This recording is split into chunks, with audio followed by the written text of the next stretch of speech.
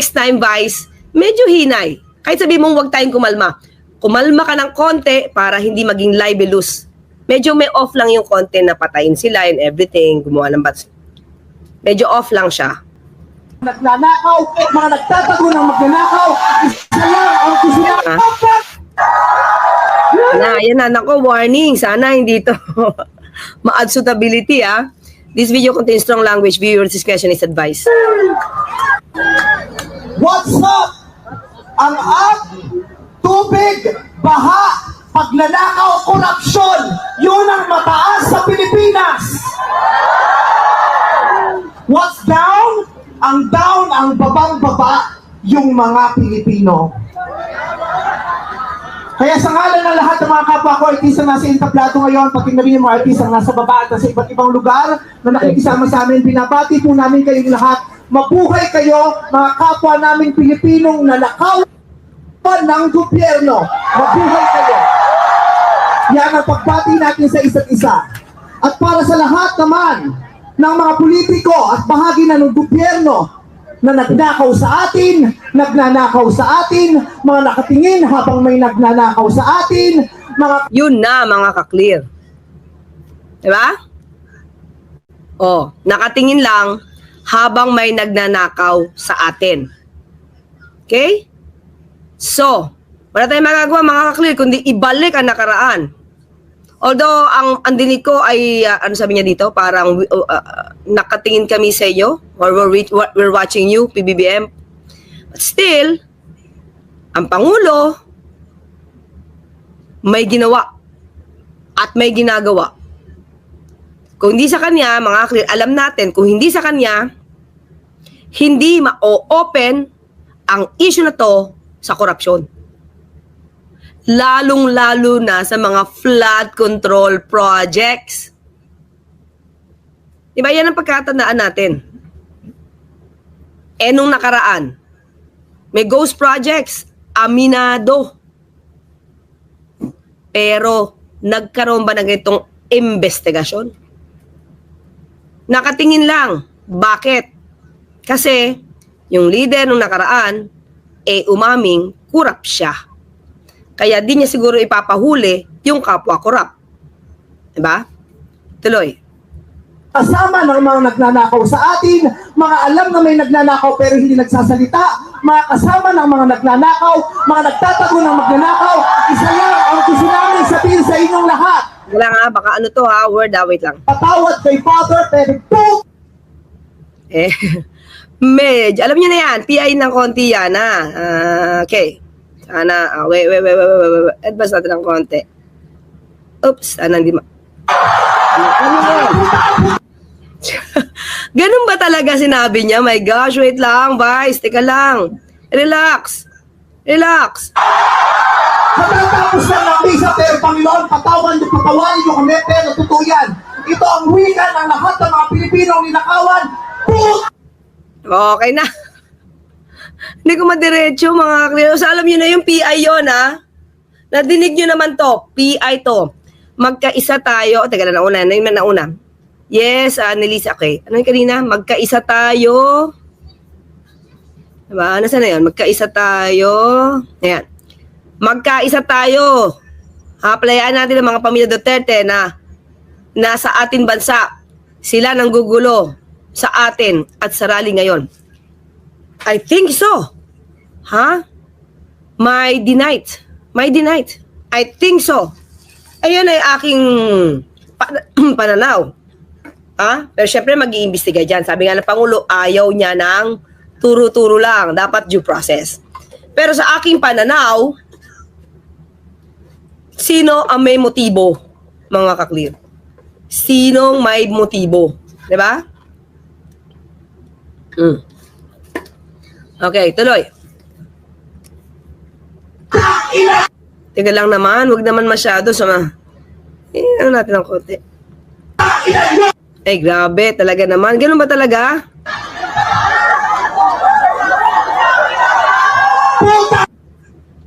Hindi ko yata kaya, mga clear. Wait lang, ha. Ngayon ko na nadinig to. Panahon ng mga bababait at ng mga resilient. Ang mga mababait, ginago. ang mga resilient tinarantado. Hindi na uubra sa atin yung pait-paitan, kinikimian. Hinayaan nyo eh. 6 na taon? Actually, may crossover nga dahil nagkaroon ng unity team eh. Diba? At anong gusto ni VP Sara? Ng Vice Presidente? Dapat daw may continuity yung ganawang pamamahala ni dating Pangulong Duterte. Continuity. Di ba? Continuity sa ghost projects na ginawa dati ng DPWH. Yung ba ang gusto ng Vice Presidente, continuity na to? Ng korupsyon? Hindi papayag ang Pangulong Marcos Jr. Kaya ngayon, sa 3 taon niya, sa kagitnaan ng kanyang panunungkulan, kailangan wakasan itong mga pang-aabuso. Pang-aabuso ng mga ganid sa pera. Ganid sa yaman, walang kabusugan. Diba? Pero, syempre, nangyari sa panahon ni Pangulong Marcos Jr., tatamaan at tatamaan yung panahon niya. Pero kahit tamaan, mga ka-clear, sinimulan niya. Sinimulan niya kahit tamaan ang administrasyon niya. Bakit? Para ma-expose ito. May mga ibang leader, may mga ibang pangulo. Hindi sila mag-a-attempt na mismong administrasyon nila paimbestigahan ng ganito. Hindi. Dahil lagi nilang ipipretend na magaling ang kanilang pamumuno. Kaya nga ang sabi ng vice, continuity dapat. Dahil ang Pangulo daw ngayon, hindi marunong magpakapangulo. So, anong gusto niyang gawin? Diba? Gayahin lahat ang ginawa ng dating Pangulo? Diba? Oh, hindi ganon ang Pangulong Marcos. Tahimik-tahimikan, patawad pero hindi po. Hindi ko Si Father ba to? Parang hindi na nangingiti si Father. sisimplihan, hindi ko babaitan ang mensahe ko ngayon dahil hindi naman sila makibago. Sa katunayan, mga hayop sila. So bakit natin babaitan ang mensahe natin? Hindi Inambilisin natin ng konti mga clear para matapos tayo agad. natin kakalmahan ang mga salita at kilos natin dahil deserve nila ang galit, ang pikon at puot ng mga nanakawang Pilipino. Naku, paano na yung mga nai-involve talaga dito? Sana madinig niyo po itong pagmumura ni Vice Ganda. Hindi tayo Ang problema, baka nasa Japan ang iba. Yun lang. pwedeng kumalma. Hindi pwedeng iiyak lang. Hindi pwedeng magtitiis lang, hindi tayo kakalma. Hindi ko kayang maging magalang sa kanila. Dahil mga pastos sila. Mga salaula sila at mga baboy sila. Hindi natin kayang maging mabait sa kanila dahil mga walang hiya sila. Hindi pwede. Kaya nga sabi ng Pangulo mahiya naman kayo. O, ayun nga, sabi niya, walang hiya. Paulit-ulit ang iba, di na nadala. Hindi pwede, yung mabait ka lang, mabuting asal ka. Hindi uubra sa kanila ang mabuting asal at mabait lang kasi nga, mga demonyo sila. Kaya tama yan. Sumigaw lahat ng galit. Ano sabi niya? Wait up. Galit na galit. Ang hindi matatapos ang galit bukas. Ang iparirinig ang galit hanggang hindi makulong ang mga putang ina. Skaday. Okay. Okay. Hindi tayo pwede magalit lang ngayon. Kailangan hanggang bukas, kailangan sa susunod na linggo, kailangan sa susunod na buwan, hanggang umabot ng ilang taon, hanggang hindi sila nauubos. Walang mawawala sa atin kasi ubos na tayo. Kaya ang bato, ang gagawin natin ngayon ay babawi na tayo. Ikulong ang mga magnanakaw. Yan ang gusto ng Pangulo. Kaya ICI, please lang, Do your task. Gawin niyo po na maayos. Hindi po dapat dito may namumulitika. Hindi pwedeng politiko talaga dito. Ang miyembro ng ICI. Kasi otherwise, pag politiko, kakampihan lang nila sarili nila. Ipagtatanggol lang nila yung sarili nila kapag nalalagay sa alanganin. Kapag may issue sa kanila. Kaya tama lang na pinili ng Pangulo ang 3 na miyembro ng ICI. Hindi politiko. Para sa akin, hindi nga sapat ang kulong. Dapat patayin ang mga... Uy, wag naman. Parang mali yun, mga ka-clear. Mali yun.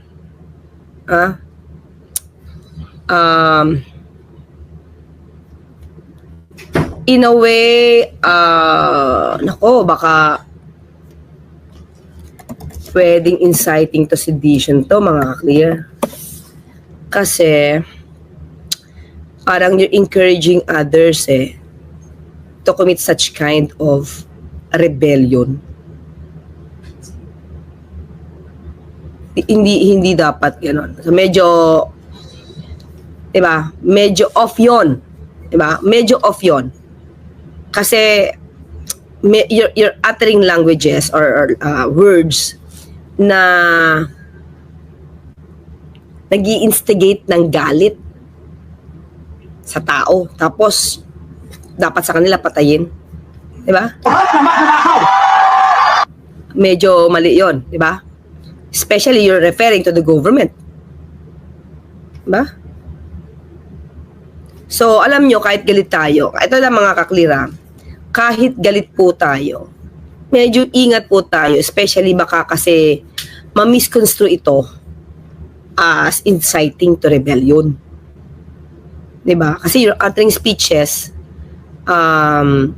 galit kayo, pero parang you're uttering speeches to the point na pwedeng magalit ang tao. Diba? At ito, pakita ko lang mga kaklira. Pakita ko lang. Kasi definitely, he is also referring to the government. Ayan. So, ayan pwedeng maging liable. Wag naman, Hold on. Shall be imposed upon any person who, without taking any direct part in the crime of sedition, di naman, nagsasalita lang siya, should incite others to the accomplishment of any acts of which constitute sedition by means of speeches, proclamations, writings, emblems, cartoons, banners, or other representations tending to the same end. Diba?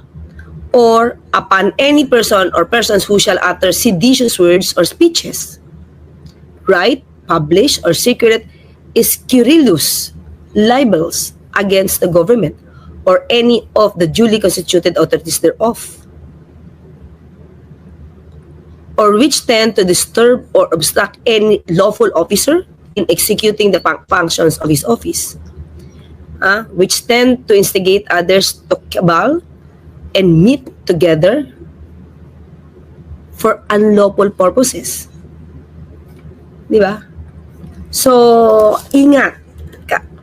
Kapag kayo yung nasa stage na ganyan, di ba? Ingat po kayo sa mga words na binibitawan nyo kasi hindi porket na ayon ng Pangulo sa freedom of speech, pero sabi niya dapat hindi lumalabag sa batas. Diba? Baka medyo na over dito si Vice. Diba? Ayan po. Or which suggest or incite rebellious conspiracies or riots. Or which lead or tend to stir up the people against the lawful authorities or to disturb the peace of the community, the safety of the other, of the order of the government, or who shall knowingly conceal such evil practices. Diba? Para sa dapat sa kanila patayin, medyo off yun, mga ka-clear. Kahit iniidolo po natin si Vice Ganda, dapat naghinay-hinay siya sa pagsasalita.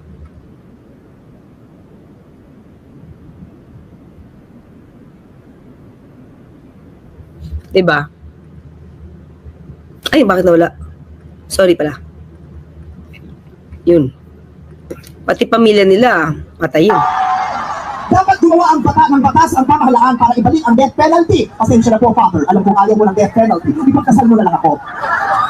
Ibalik ang death penalty para sa magnanakaw. Ang magnanakaw, ang corrupt na public official, hindi ko natatawag na public, ang corrupt na politiko ay higit pa sa mamamatay tao.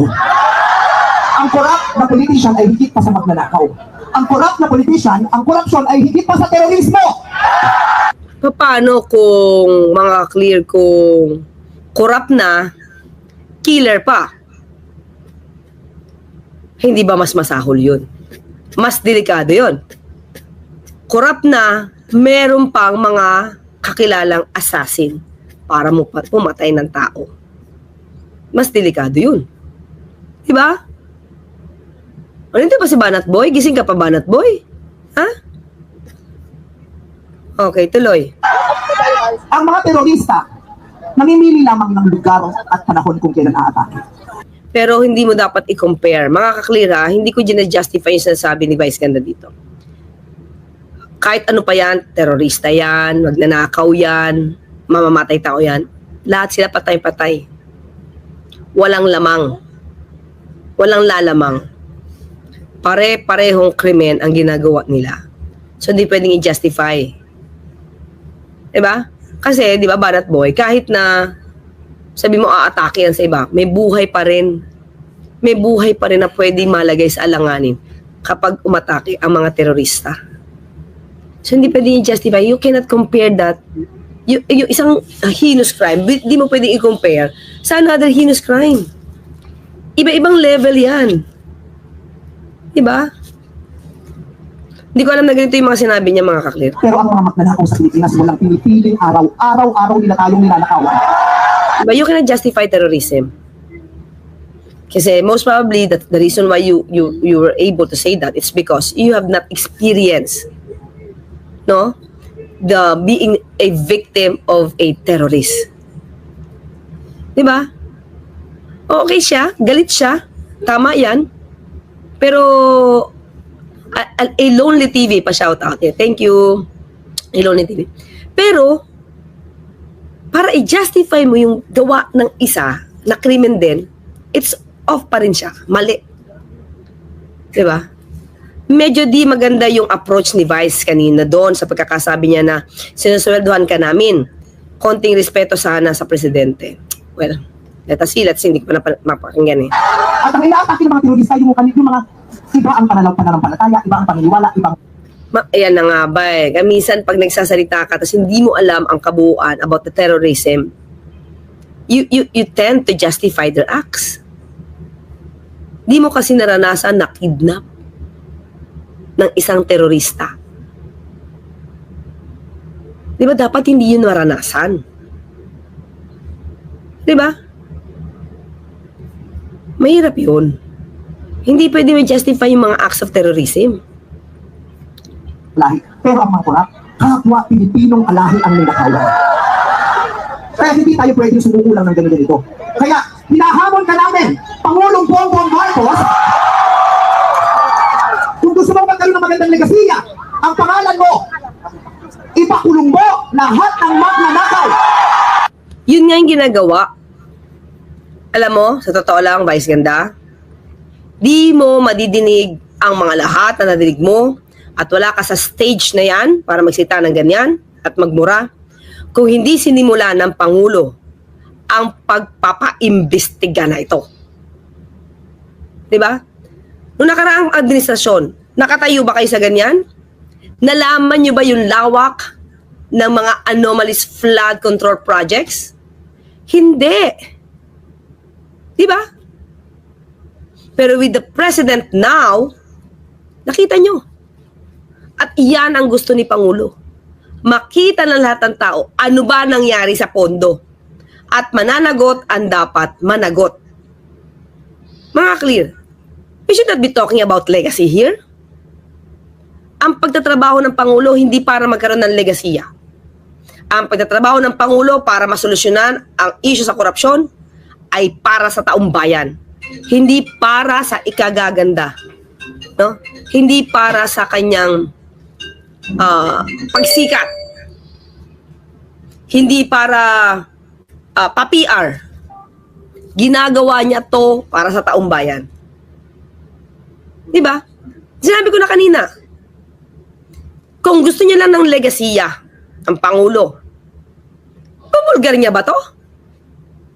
Magpapaimbestiga pa siya nito? Panahon niya? Hindi. Dahil maaaring masira ang taon niya, 3 taon niya na nauna. Na at that time, meron pang unity team halos. Meron pang remnants ng mga gawain ng mga Duterte. May mga remnants pa ng mga tao sa loob na mula sa mga Duterte. Di naman nasolo ng Pangulo yung 3 taon na to. Eh, hindi ba, mga kaklir? Yun na dapat natin isipin. Di niya nasolo yung halos 3 taon. Parang nasolo na lang niya itong halos 20, kaligitnaan most probably ng 2024 hanggang 2025 hanggang ngayon. Halos kalahati ng 2024. Bakit? June 2024? Hindi ba nandiyan pa? Nandiyan pa? As DepEd Secretary? Si Sara Duterte? Kailan siya nag-resign? Tignan natin. 2024. Diba? May remnants pa ng mga sugo ng mga Duterte hanggang 2024. Meron pa nga kumunti eh. Meron pa eh. Hanggang sa nawawala na unti-unti. Di niya solo. Huwag niya sisihin lahat ang Pangulong to. Ngayon lang siya naglilinis talaga nung makita niyang ganyang lumawak na. Diba? Sige, isipin niyo mga kaklir. 2022, 2023. Nandiyan pa yung unity team. Sino nilagay nila sa posisyon? Sino-sino mga tao ang hiningi ng mga Duterte na ilagay sa kabinete? Diba? Kaya, halos 2020, kalagitan 2024, 2025, ngayon, nililinis ng Pangulo. Nung nawala na halos yung kalat ng mga Duterte. Di ba? So tapos ito ang gusto na sundan ni VP Sara, sundan yung legacy dating Pangulong Duterte. Nakatingin kami sa'yo, Pangulong Bongbong Marcos. Dapat lang hindi maiinis ang Pangulo kung titignan niyo siya dahil tatrabahuhin niya talaga to. At inaasahan ka namin, hindi dahil sa idol ka namin, kundi dahil sinasweldohan ka namin at inaasahan namin na tutuparin mo ang inuutos namin mga employer mo. Tama naman. Hindi magtatampo ang Pangulo dyan. The President is a public servant. Kayo ang pinaglilingkuran niya. Pero makikita mo sa speech ni Vice Ganda. Ang gusto niya, si Pangulo mismo, ayusin ito. At yan ang ginagawa niya. Yan ang ginagawa niya. Di ba? So ako, hindi ko nakikita na may galit siya sa Pangulo. Hindi ko nakikita na BBM resign siya.